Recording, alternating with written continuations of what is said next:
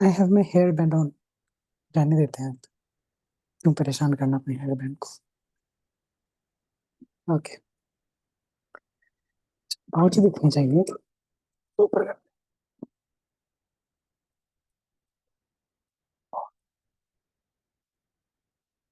बस।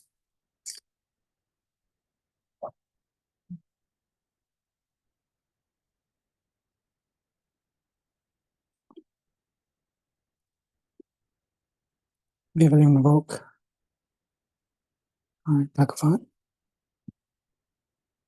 Start with Mahaganapati.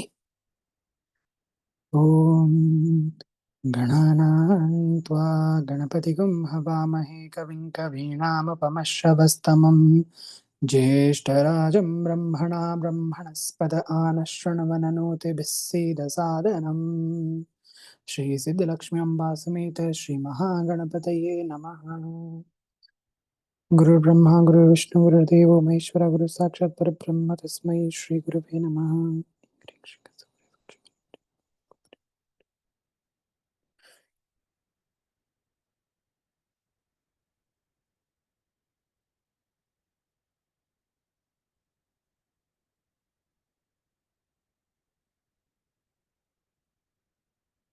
सर्वमंगल मांगल्ये शिवे सर्वार्थ साधिके शरण्ये त्र्यंबके गौरी नारायणी नमोस्तुते। श्रीमात्रे नमः। तो हमने देखा कि किस प्रकार जो है ऋषिगण एक सिक्लूडेड रीजन में रहते हैं, एक एकांत में रहते हैं, नैमिषारण्य में, जहाँ पर कलिकाल का प्रवेश नहीं है।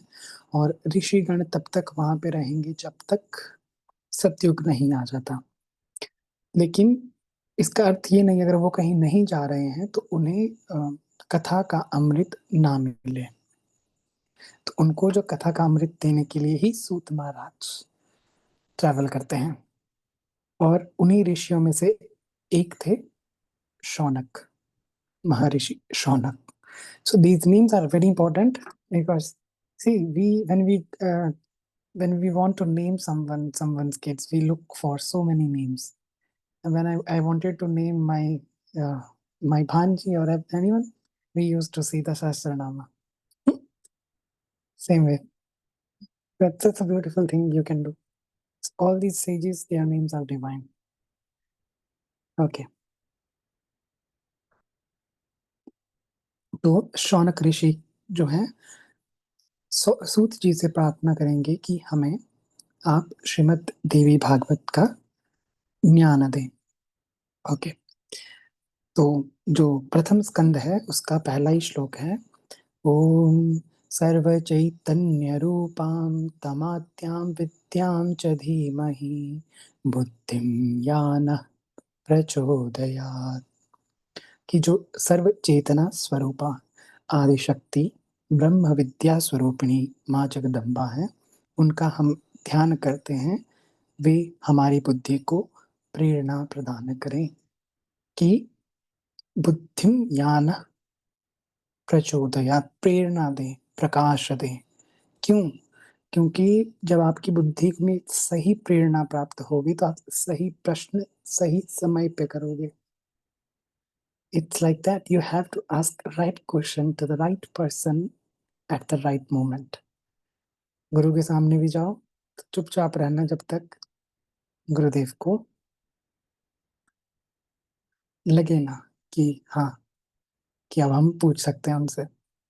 तो शौनक बोलते हैं, हे पुरुषों में श्रेष्ठ भाग्यवान सूत जी, आप धन्य हैं, क्योंकि संसार में अत्यंत दुर्लभ पुराण संहिताओं का आपने भली भांति अध्ययन किया है।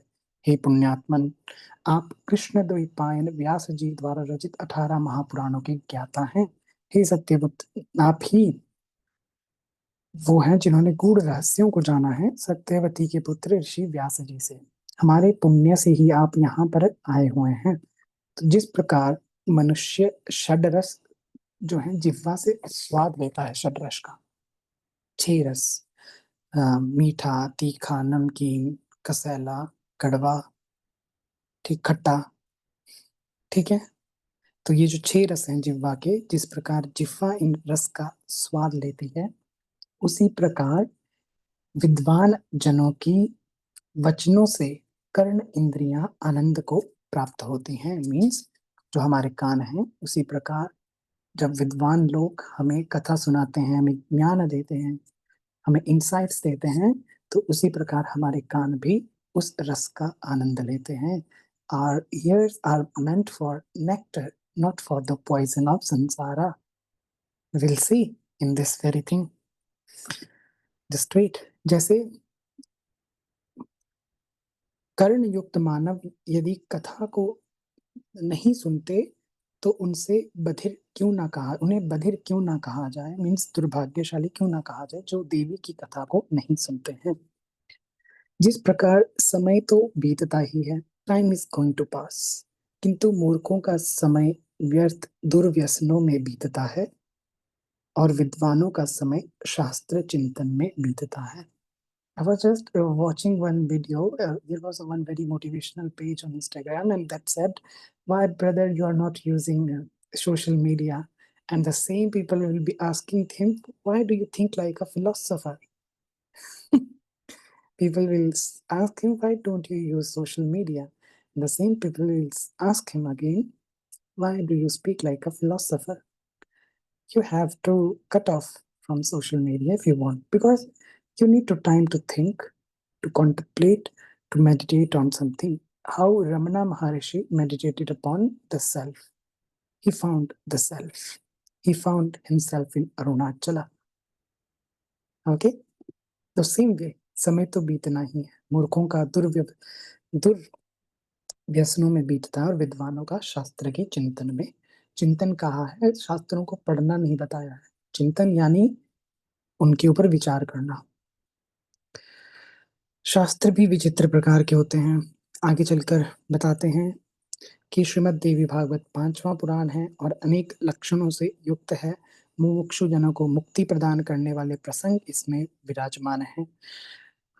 इसलिए श्रीमद् देवी भागवत का कल्याणमयी कथा को सभी द्विजगण आदर पूर्वक सुनने की इच्छा रखते हैं। शौनक ऋषि कह रहे हैं सूत महाराज जी से, so please tell us the story.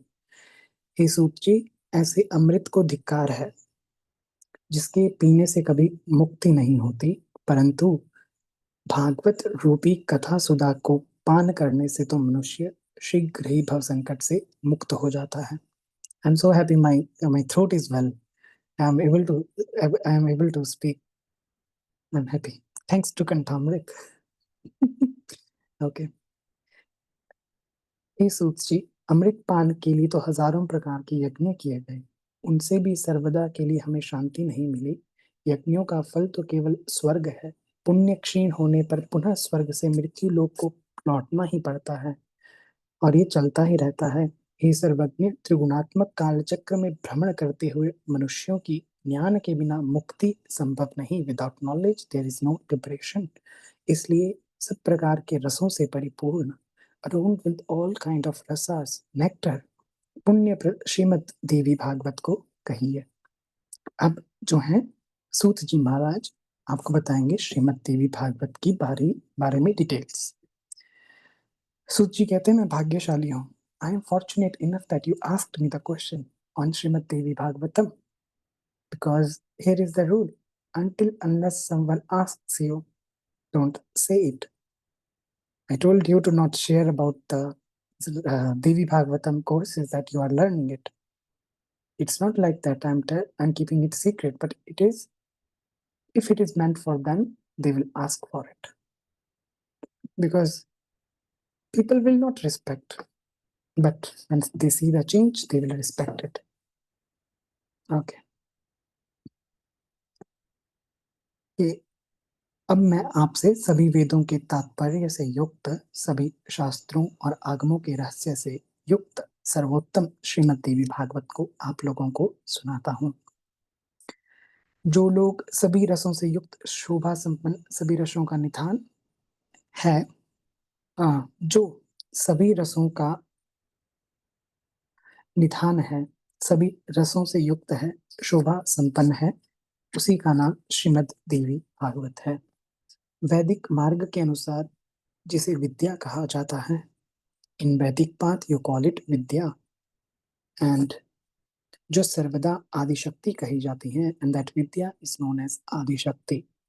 Yogis call her as Parashakti, योगी उन्हें पराशक्ति कहते हैं, जो सर्वज्ञ, भव बंधन काटने में निपुण है तथा जो सबके हृदय देश में विराजमान है, और दुरात्मा प्राणी जिन्हें नहीं जान सकते, मुनियों के ध्यान करने पर जो शीघ्र प्रत्यक्ष दर्शन देती हैं, वे भगवती सर्वदा सिद्धिदायिनी बनी रहें। This is a beautiful prayer where we are praying to her that always be Siddhidayak to me, always be the one who is giving me, giver to me, giving me Siddhi.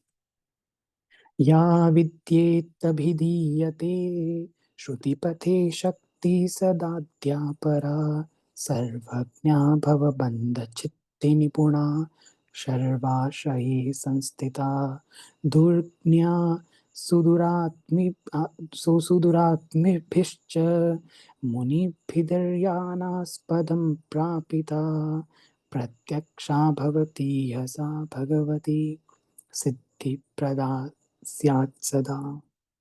Okay, जो सत असत रूप उस जगत की सृष्टि करके अपनी त्रिगुणात्मिका शक्ति द्वारा पालन करती हैं, सत्व रजस तमस रूप में महाकाली, महालक्ष्मी, महासरस्वती, उन समस्त विश्व की जननी को मैं मन ही मन में प्रणाम करता हूँ। See, when we pray to Devi, we call her all attributes, we praise her.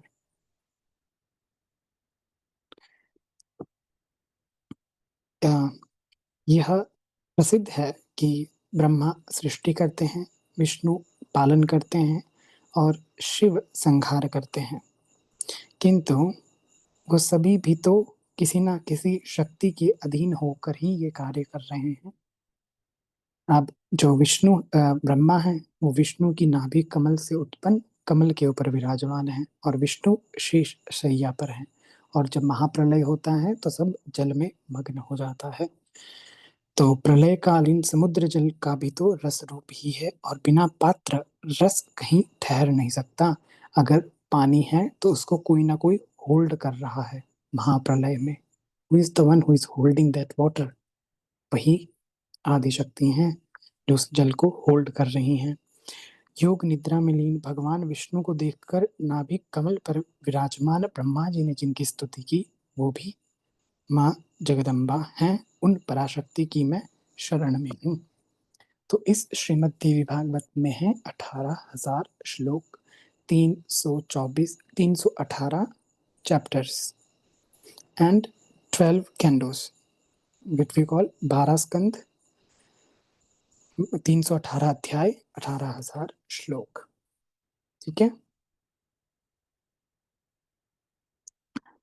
और इसी में आगे बताया कि फर्स्ट पहले स्कंद में कितने चैप्टर हैं, कितने अध्याय हैं, दूसरे में कितने हैं, और जो पुराण हैं, जितने पुराण हैं उनमें 5 एट्रीब्यूट्स होने चाहिए। कौन कौन से? सर्ग, प्रतिसर्ग, वंश वर्णन, मनवंतर, वंशानुचरित। सर्ग यानी सृष्टि, how the srishti comes, creation happens. Pratisarg is dissolution, how the dissolution happens, pralay happens. Vansh Varnan, how the lineage starts. Chandravansh, Suryavansh, how that lineage starts. वंश कैसे चलता है। मनवंतर कि 14 मनवंतर कौन कौन से हैं, 14 मनु कौन कौन से हैं जो सृष्टि के प्रथम प्रथम मनु होते हैं, और उनका जो वंश चलता है मनु का, वंशानुचरित। तो ये 5 चीजें इस पुराणों में होनी चाहिए। और श्रीमद् देवी भागवतम में हमने अभी तक देख लिया ना, कल हम देख रहे थे महात्म्य में ही हमें प्राप्त हो रहा था, थोड़ा थोड़ा हमने टच किया था।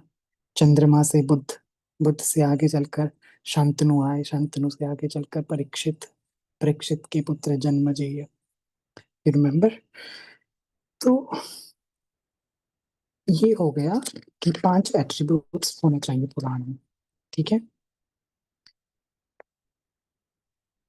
फिर आगे शौनक जी सूत जी से पूछते हैं कि कौन कौन से पुराण हैं, कौन कौन से चरित्र हैं, और हमें ब्रह्मा जी ने हमें कहा था कि ये जो सुदर्शन, ये चक्र ब्रह्मा जी ने प्रकट किया, और चक्र जहां घूमता रहेगा, और आप इसके पीछे पीछे जाते रहो। जहां पर चक्र रुक जाएगा, आप उसी स्थान पर स्थापित हो जाइए, और तब से वो स्थान, वहां पर कलयुग का प्रवेश नहीं होगा।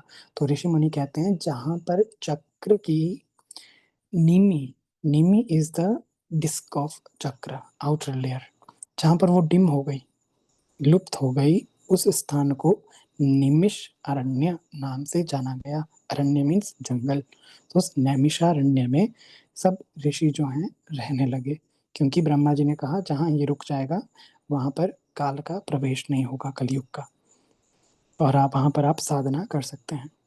तो ये इसीलिए सौनक जी कह रहे हैं कि ये तो हमारा भाग्य है सूत जी, जो आप यहाँ पर आए हैं। अब हम आपके मुख से देवी भागवत को सुनना चाहते हैं, माँ की महिमा को। तो आगे चलकर सूत जी बताते हैं कि कौन कौन से पुराण हैं। दो माँ अक्षर वाले पुराण हैं, मत्स्य पुराण, मार्कंडेय पुराण। दो भा अक्षर वाले पुराण हैं, भविष्य पुराण, भागवत पुराण। तीन ब्र अक्षर वाले हैं, ब्रह्म पुराण, ब्रह्मांड पुराण, ब्रह्म वैवर्त पुराण। चार व अक्षर वाले हैं, वामन पुराण, विष्णु पुराण, वायु पुराण, वराह पुराण। अग्नि पुराण है, फिर नारद पुराण, पद्म पुराण, लिंग पुराण, गरुड़ पुराण, कूर्म पुराण, स्कंद पुराण। क्या if you all can do something like this, 18 सालों में एक एक पुराण आप पढ़ सकते हैं। 18 सालों में। आ, अयप्पा स्वामी के यहाँ कितनी सीढ़ियाँ, 18 हैं क्या? अयप्पा स्वामी के यहाँ की साथ हैं। Something is 18, something is 18 with Ayyappa Swami as well. Yes. हरिहरात्मजं देवमाश्रये।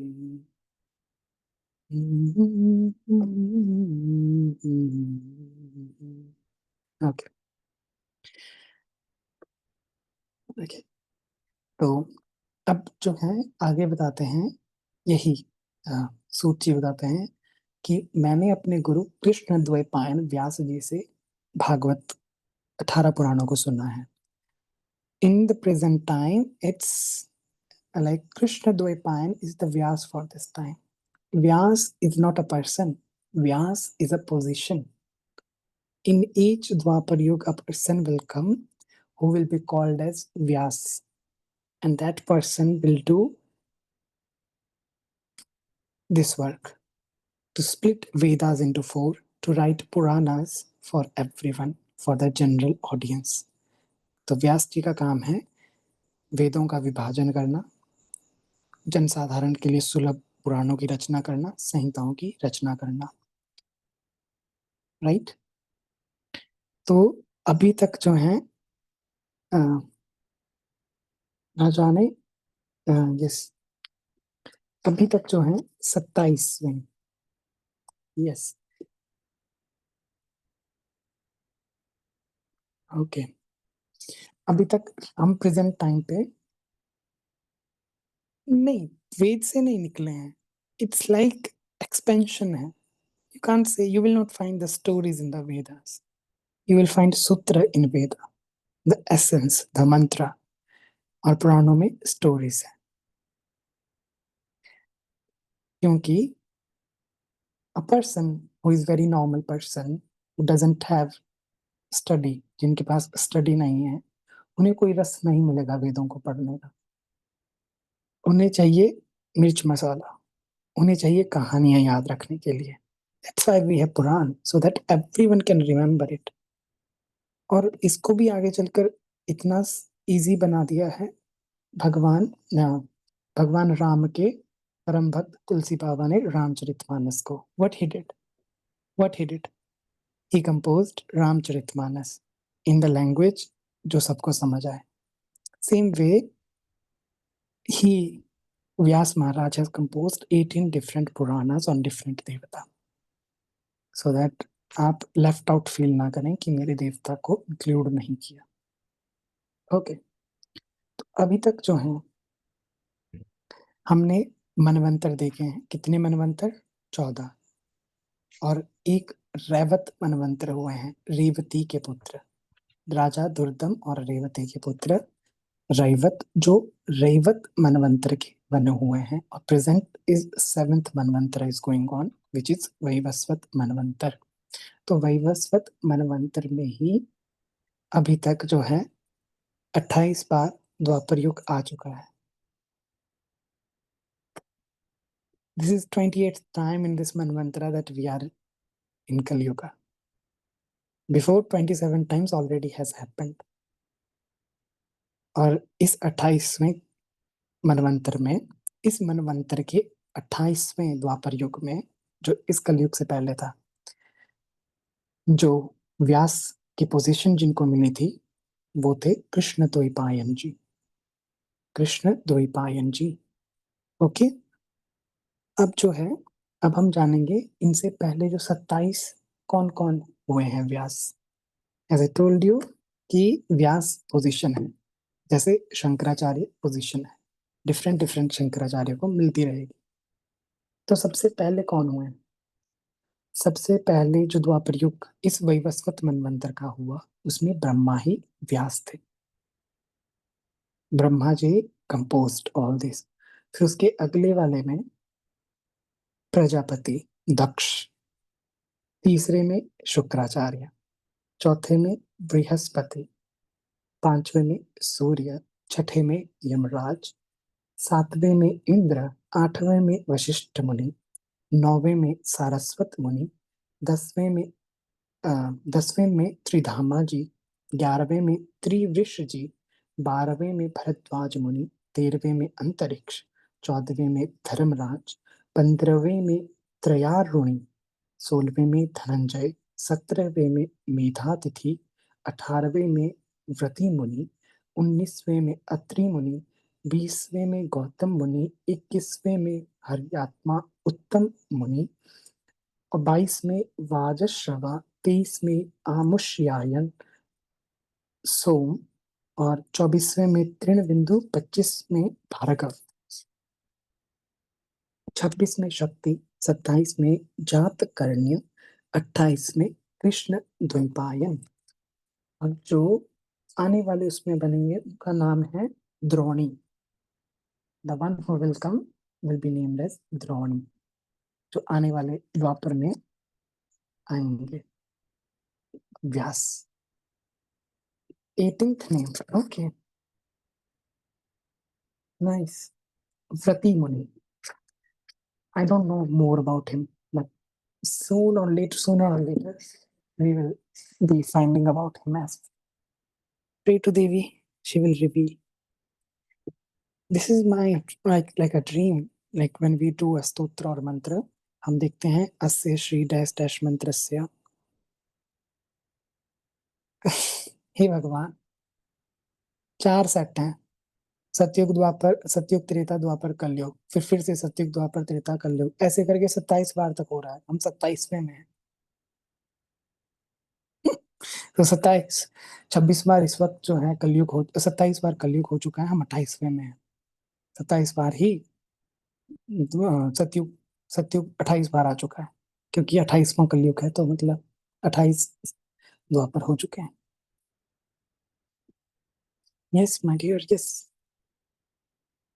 You don't know that they found this stone with 5 triangles, that is Kali Yantra in Madhya Pradesh. A stone which is almost few thousand years old. कि ऐसी एक civilization exist भी करती है, Hindu civilization, this Sanatan civilization, जो हजारों साल पुरानी है, and people can't digest the fact. There are evidences of this civilization. No, हर बार राम कृष्ण की लीला नहीं होती है। That is the fact. कि हर कलयुग में, हर द्वापर में कृष्ण नहीं आते हैं। That's a sad part, but it is like that. So you think कि हर द्वापर में मिलेंगे? नहीं। He chose one द्वापर.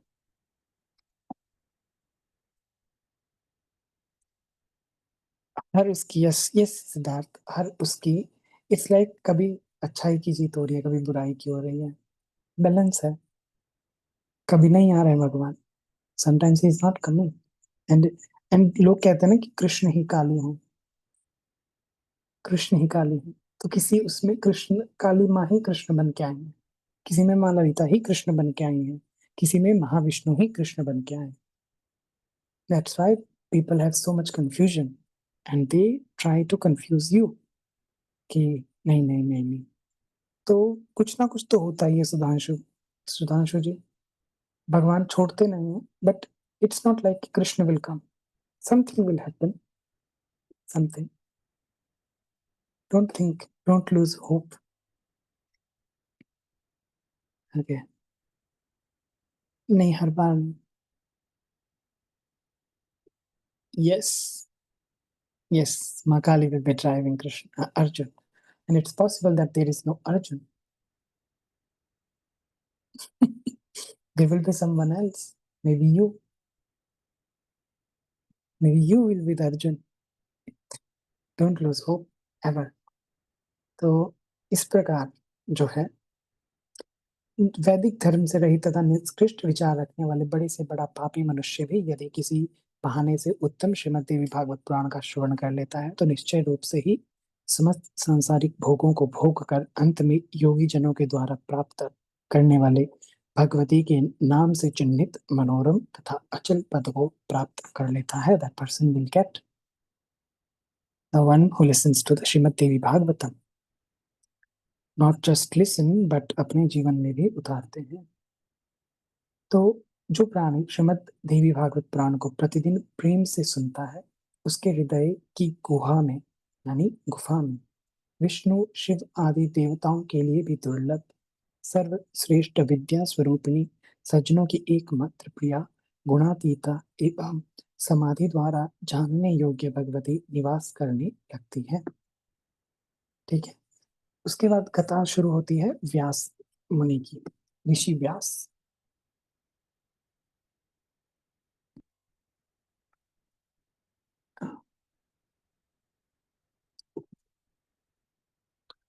उसी से मुझे याद आ गया, कौन कौन मनाली गए हैं? रोहतांग पास गए हैं, रोहतांग पास। वहां पर व्यास नदी का उद्गम स्थान है एक, जहां से व्यास नदी निकलती है। It is believe that Vyas rishi has meditated there, उन्होंने वहां तप किया है।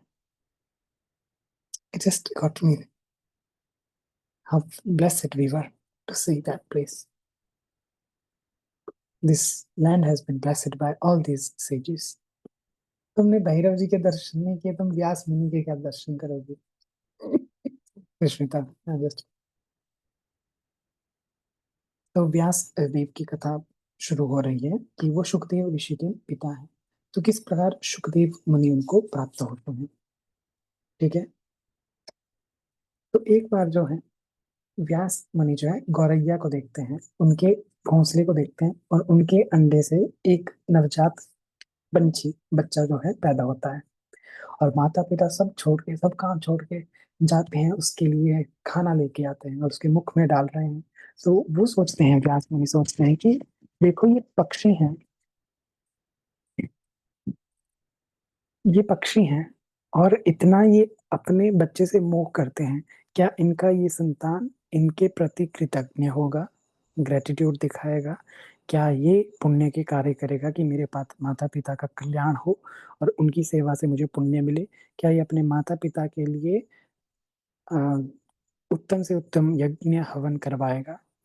क्या ये अपने माता पिता के जाने के बाद उनका श्राद्ध कर्म करेगा? इतनी अटैचमेंट उन्होंने देखी उन पंछी में, माता पिता में, अपने पुत्र के लिए। तो उनके मन में हुआ कि पुत्र नहीं हुआ। सी, हियर ही सेड दैट कि पुत्र नहीं होगा।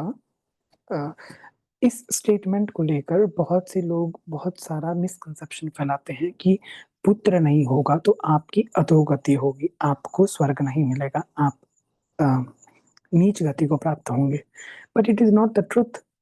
अगर संतान नहीं है, व्यास मुनि आगे कहते हैं कि मेरी अगर यदि किसी व्यक्ति की संतान नहीं है, पुत्र या पुत्री नहीं है, अंत समय में जब वो अपनी मृत्यु शैया पर है, बीमार पड़ा है, तब वो सोचेगा कि मेरी इस संपत्ति को आगे उत्तराधिकारी कौन होगा, मेरे पास तो कोई नहीं है।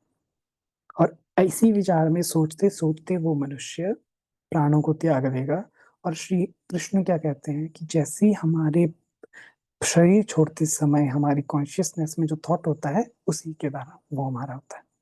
तो हो गई दुर्गति ऋषि मुनियों की, हुई ना दुर्गति। इसलिए कह दिया कि यदि संतान नहीं है तो दुर्गति है। लेकिन जो ऋषि मुनि उस अवस्था में स्थित हैं कि उन्हें फर्क नहीं पड़ता, तो उनके लिए ये लागू ही नहीं है। जो व्यक्ति जिसे नहीं चाहिए संतान, उसे नहीं चाहिए कोई उत्तराधिकारी, उसे नहीं है चिंता कि मेरी संपत्ति का क्या होगा, उसे मोह नहीं है, तो वो तो मुक्त है। लेकिन व्यास मुनि कह रहे हैं कि आई नीड अ सन। तो इस इच्छा से वो क्या करते हैं, वो चले जाते हैं एक पर्वत पर, मेरु पर्वत पर। ठीक है, मेरु पर्वत पर चले गए हैं। This thing which I told you ना कि इस प्रकार how the people will mislead you, misguide you on this one thing कि संतान नहीं है तो आप, there is a inner meaning always. Okay, तो इस प्रकार मेरु पर्वत पर व्यास जी तपस्या करने के लिए चले जाते हैं। सोचते हैं कि मैं किसकी तपस्या करूं, ब्रह्मा विष्णु महेश अग्नि सूर्य चंद्र, किसका ध्यान करूं कि मुझे संतान की प्राप्ति के लिए मार्ग मिले। अगेन अगेन हमने कल ही देखा था, जब भी कोई दुविधा में होता है कौन पहुंचते हैं मदद करने के लिए, हाथों में वीणा लेकर श्री हरि के परम प्रिय नारद जी। नारद जी के और पूछते हैं व्यास जी क्यों चिंता में ग्रसित हो रहे हैं, क्यों, क्या हो गया।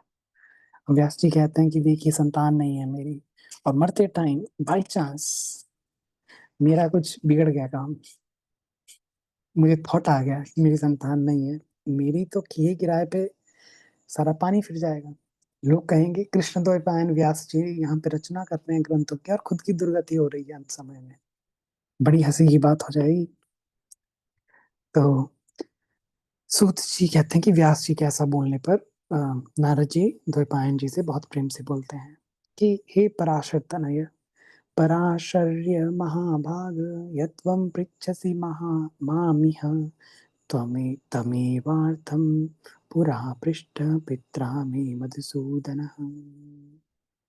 कि जो प्रश्न आप मुझसे कर रहे हैं वही प्रश्न मेरे पितामह ब्रह्मा जी ने भगवान मधुसूदन से किया था। ब्रह्मा जी ने देखा कि भगवान शंख चक्र गदाधारी हैं, मैं उनकी नाभि कमल से निकले हुए कमल पे विराजमान हूँ, उनकी कृपा से मैं सृष्टि की रचना करता हूँ और संसार का पालन श्रीहरि करते हैं और रुद्र इसका संहार करते हैं। तो लेकिन उन्होंने देखा कि विष्णु जी योग निद्रा में जाते हैं, ध्यान में जाते हैं और किसी का ध्यान करते हैं। तब वो बड़े आश्चर्यचकित में हो गए, हे मधुसूदन वो कौन है जिनका आप ध्यान करते हैं, आप किसका ध्यान कर रहे हैं। तो विष्णु जी उनसे कहते हैं एकाग्रचित होकर सुनो।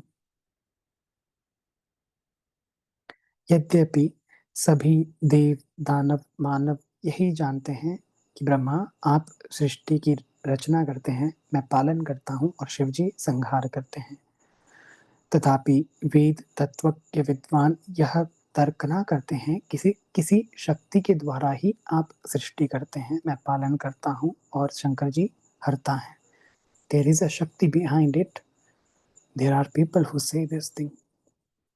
तो उस शक्ति के ना रहने पर ना तो आप सृष्टि कर सकते हैं, ना मैं पालन, ना शिव जो है संहार कर सकते हैं।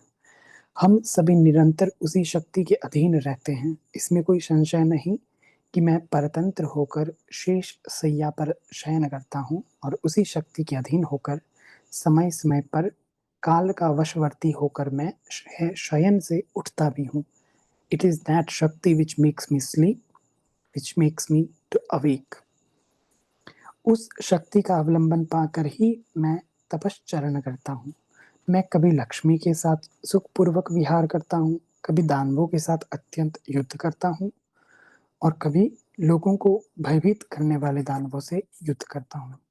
हे धर्मज्ञ, आप या तो प्रत्यक्ष जानते हैं कि मैं महासिंधु में 5000 वर्षों तक मैंने अब मेरे कान के मल से उत्पन्न मधुकैटभ के साथ युद्ध किया और तब जब आपने उन शक्ति को जाना जिनकी आपने स्तुति की, योग निद्रा रूपी भगवती की आपने दर्शन किया, क्या आप उनको नहीं जान पाए थे? अतः बार बार पूछ रहे हैं। तदा त्वया न किं किन्यात्मं कारणं तु परात्परं शक्तिरूपं महाभागं किं पृच्छसि पुनः पुनः। क्यों बार बार पूछ रहे हो फिर भी? उसी शक्ति की इच्छा से मैं परम पुरुष बना हूँ और महासागर में विचरण करता हूँ। विभिन्न युगों में मैं कच्छप, वराह, नरसिंह, वामन रूपों को धारण करता हूँ जन के कल्याण के लिए। लेकिन इन तिर योनियों में, गिरी हुई योनियों में मुझे जाने का कोई प्रिय नहीं है। मुझे अच्छा नहीं लगता इनमें जाना। मैं अपनी इच्छा से वामन, वराह योनियों में क्यों जाऊंगा? क्योंकि कोई ना कोई शक्ति है जो मुझे प्रेरणा देती है जन कल्याण करने की। भला ऐसा कौन होगा जो लक्ष्मी के साथ सुखदायक विहार का त्याग कर कर मत्स्य आदि नीच योनियों में जन्म लेगा? सी, दिस इज व्हाट भगवान इज सेइंग। क्यों जाऊंगा मैं? क्यों जाऊंगा? यदि मैं स्वतंत्र होता तो शैया को छोड़कर गरुड़ रूपी आसन पर बैठकर मैं भयंकर युद्ध क्यों करता? मुझे क्या पड़ी है युद्ध करने की? मुझे क्यों चाहिए बैलेंस सृष्टि में? There is someone who is making me do all of these things. There is someone who is sitting in my brain giving me the consciousness. मुझे ज्ञान दे रही है, चेतना दे रही है। क्या आप भूल गए प्राचीन काल में किस प्रकार मेरा सिर धड़ से अलग हो गया था? वो भी तो उन्हीं महामाया की लीला थी। आप भूल गए हैं? तो स्वतंत्र इसलिए मैं नहीं हूँ। सर्वथा मैं शक्ति के अधीन हूँ। मैं निरंतर उसी शक्ति का ध्यान करता हूँ। हे ब्रह्मा जी, मैं इसके अतिरिक्त अन्य कुछ भी नहीं जानता। तो नारद जी कहते हैं, उन कल्याणकारी भगवती की आप शरण लीजिए व्यास जी, और पुत्र प्राप्ति के लिए उनकी साधना कीजिए। ठीक है, कर लेते हैं आगे पूरी कहानी माँ की। आगे चलकर हयग्रीव भगवान की कथा आती है इसी में ही। फिर आएगी मधुकैटभ की, फिर आएगी सुखदेव मुनि की, इला की आएगी, बुद्ध का जन्म होगा चंद्रमा के साथ, कि किस प्रकार चंद्रमा अपने गुरु बृहस्पति की पत्नी के साथ गमन करेगा और उसकी संतान होगी बुद्ध। और बुद्ध को पता चलेगा कि मैं बृहस्पति का पुत्र नहीं हूँ, चंद्रमा का हूँ, और वो दोनों चले जाएंगे। और इसलिए कुंडली में जब बृहस्पति, बुद्ध और चंद्र बैठते हैं तो तीनों की बिल्कुल नहीं बनती। Buddha is rajkumar who is betrayed. उनका कोई दोष नहीं है। Is very sweet. Okay, it's not astrology class but yeah, it is what it is.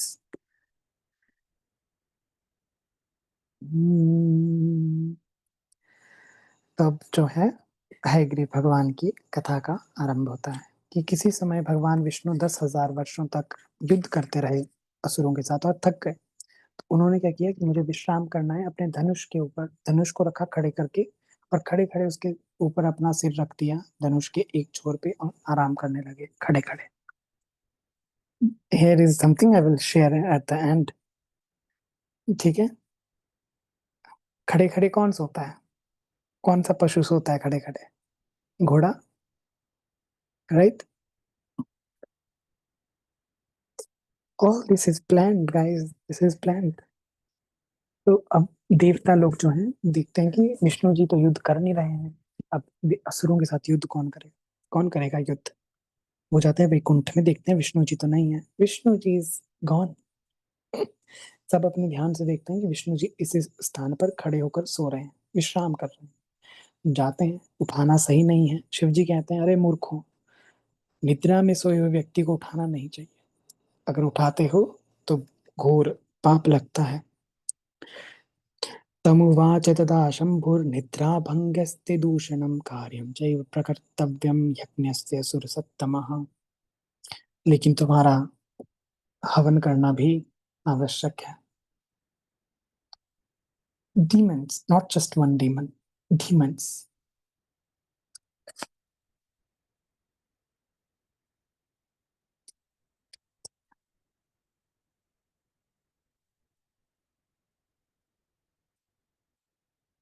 He was restoring the balance. Okay, where was I? Shiva says कि नींद को भंग नहीं करना है किसी की। ओके, उसके बाद क्या होता है फिर? बहुत विचार करते हैं कि जगाना तो पड़ेगा विष्णु जी को। ब्रह्मा जी रचना करते हैं दीमक की, ठीक है। What we call TITE at the end. What we call this दीमक in English? Termite. Yes, termite. I was getting it. Yes, termite.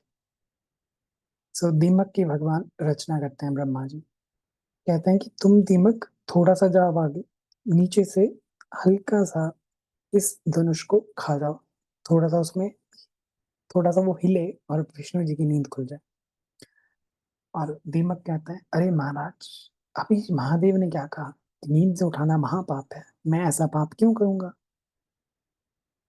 कुछ ना कुछ तो दो मुझे, तब मैं पाप करूंगा। रिश्वत दो मुझे, कुछ तो दो, सुपारी दो मुझे बेसिकली, कि मेरा क्या इसमें लाभ होगा, मेरा पर्सनल बेनिफिट क्या है।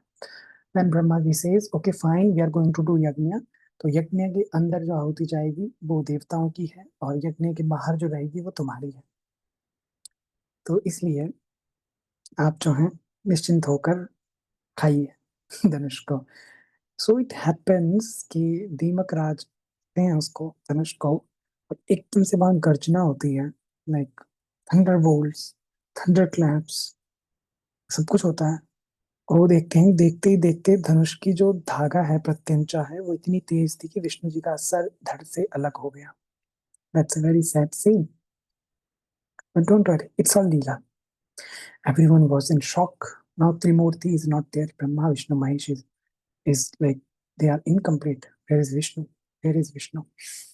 What happened? What happened? ये कौन सी लीला है? ये कौन सी माया है जो मायापति के साथ हो रही है? क्योंकि विष्णु कर्मों के बंधन से तो बंधे नहीं है जो ऐसा उनके साथ होगा।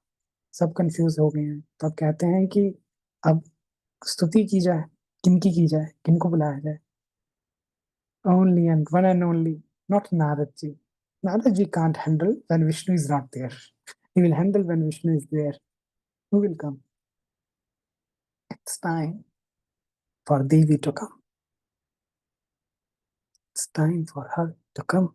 Brahma ji calls upon Vedas, और वेदों को कहते हैं कि अब आप वेदों स्तुति करो माँ की। अब हम वो स्तुति करेंगे माँ की जो वेदों ने की है, ठीक है। तो मैं संस्कृत में कर लेते हैं, तो चलो। इट्स वेरी लॉन्ग स्तुति एक्चुअली, वेरी लॉन्ग स्तुति।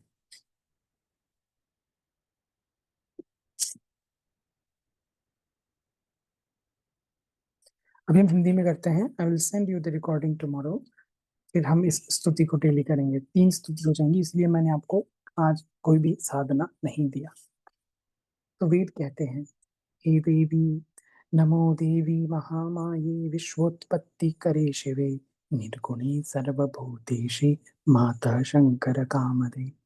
तो वेदों ने कहा, हे देवी महामाये, हे विश्वोत उत्पत्ति कारिणी, हे शिवे, हे निर्गुणे, हे सर्वभूतेषु, हे शिव कामार्थ प्रदायिनी माता, आपको नमस्कार है।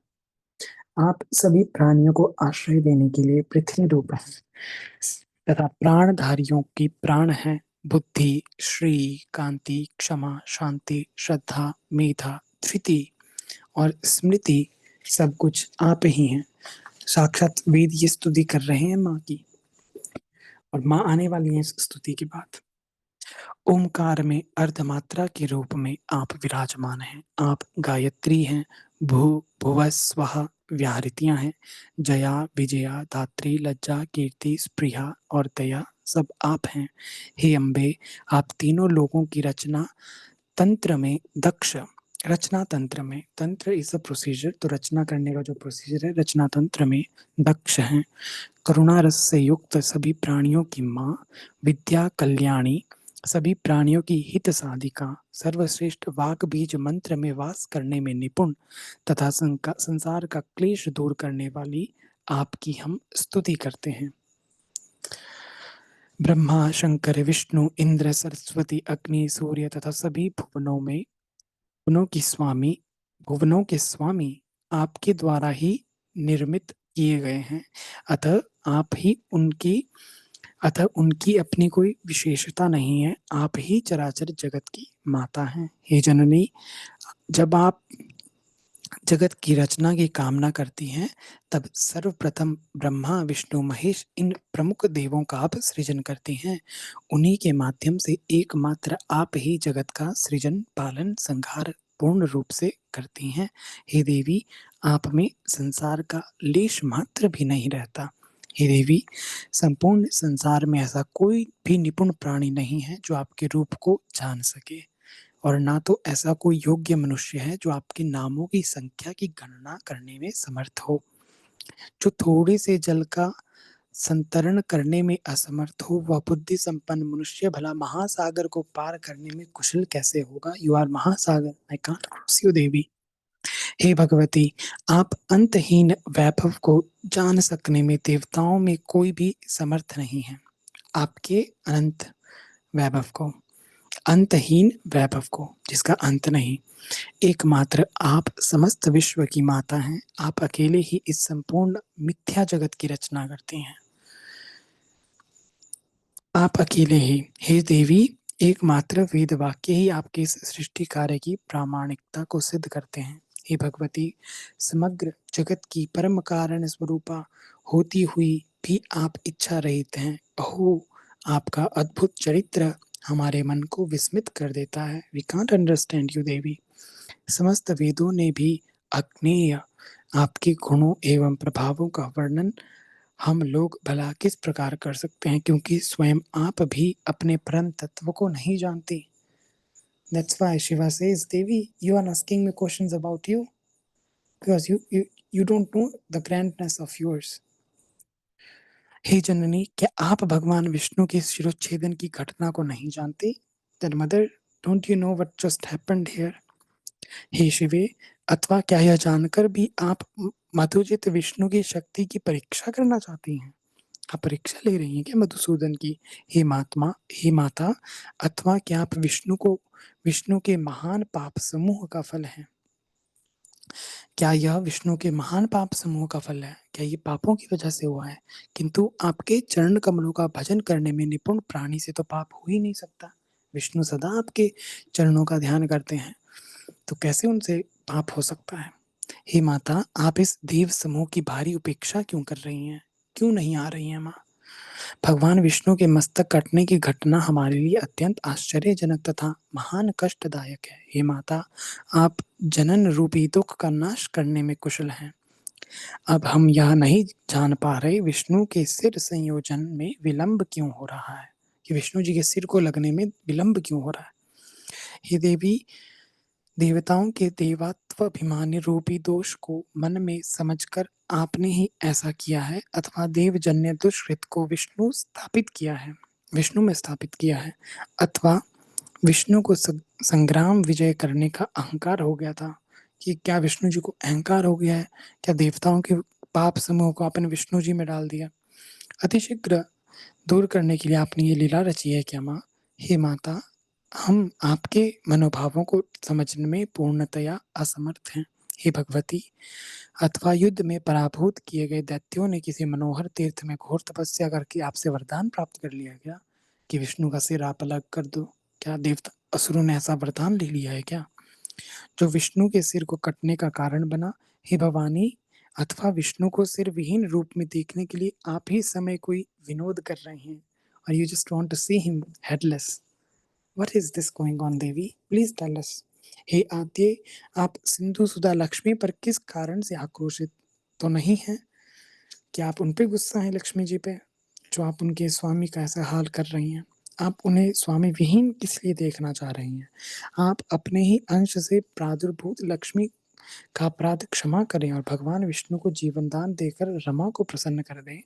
जगत के समस्त कार्यों को संपादित करने में प्रमुख भूमिका वाले अतिशय प्रभावशाली ये देवता आपको निरंतर नमस्कार करते हैं। वेद कह रहे हैं ये। हे देवी, सर्वलोकाधिपति विष्णु को जीवित करके आप देवताओं को शोक सागर से पार कर दीजिए। हे अम्बे, भगवान विष्णु का सिर छिन्न होकर कहाँ चला गया हम नहीं जानते, और इस समय इन्हें जीवित करने के लिए अन्य कोई युक्ति नहीं सूझ रही है। हे देवी, मृत प्राणी को जीवित करने में जिस प्रकार अमृत समर्थ है, उसी प्रकार समग्र संसार को जीवन देने वाली आप जीवन दात्री हैं। तो इस प्रकार वेदों ने माँ की स्तुति की। हाउ ब्यूटीफुल दिस स्तुति इज। और सूत जी कहते हैं कि जैसे ही ये स्तुति पूरी हुई तो माँ जगदम्बा प्रकट हो गई हैं। बोलो महामाई की जय। ओके,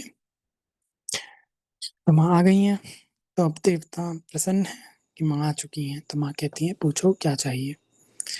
उससे पहले ही माँ कह देती हैं, हे देवताओं, आप लोग किस प्रकार की चिंता ना करें, किसी प्रकार की चिंता ना करें, स्वस्थ स्वस्थ चित्त रहें। हे अमरगण, इन वेदों की भावपूर्ण स्तवन से मैं प्रसन्न हो गई हूँ। जो वेदों ने स्तुति की है उससे मैं प्रसन्न हो गई हूँ।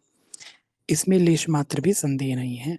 मनुष्य लोक में जो प्राणी इस स्तुति से मेरी आराधना करेगा अथवा भक्ति पूर्वक इसका पाठ करेगा, उसकी समस्त कामनाएं पूर्ण हो जाएंगी।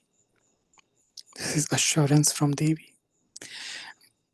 जो मनुष्य त्रिकाल प्रातः मध्याह्न संध्या में मेरी स्तुति को नित्य भक्ति पूर्वक सुनेगा, वह सभी दुखों से विमुक्त होकर परम सुखी होगा। वेदों द्वारा उच्चारित किए जाने के कारण यह स्तुति वेदों के समान ही है। हे देवों, अब मैं आपको बताती हूँ, क्या कोई चीज बिना कारण से हो सकती है किसी उसमें, इस ब्रह्मांड में? बिल्कुल नहीं।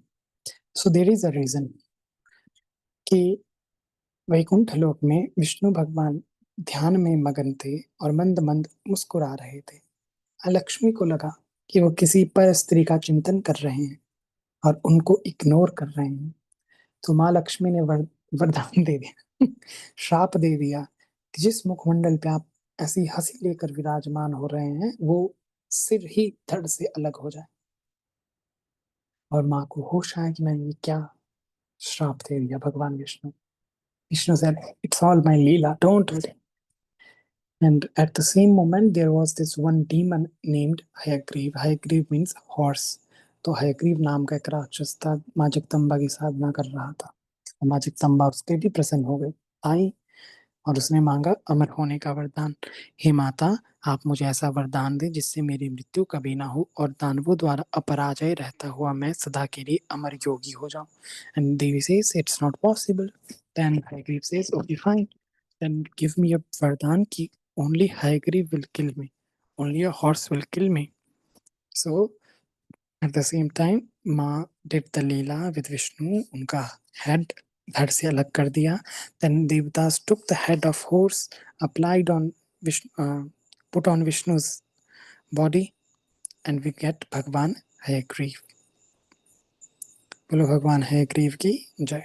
Then he kills the demon Hayagriva, and he is the one who gave us Sri Vidya to Agastya Rishi. Lalita Upakhyanam. Till here we are covering story today. Okay, tomorrow I will share the stuti with you.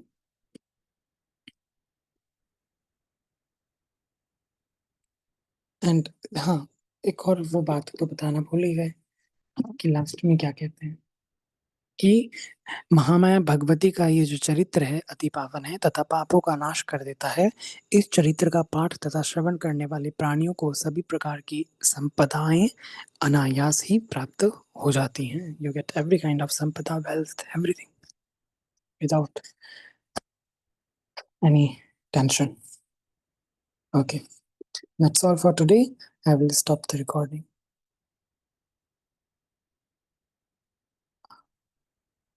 Shri मात्रे नमः।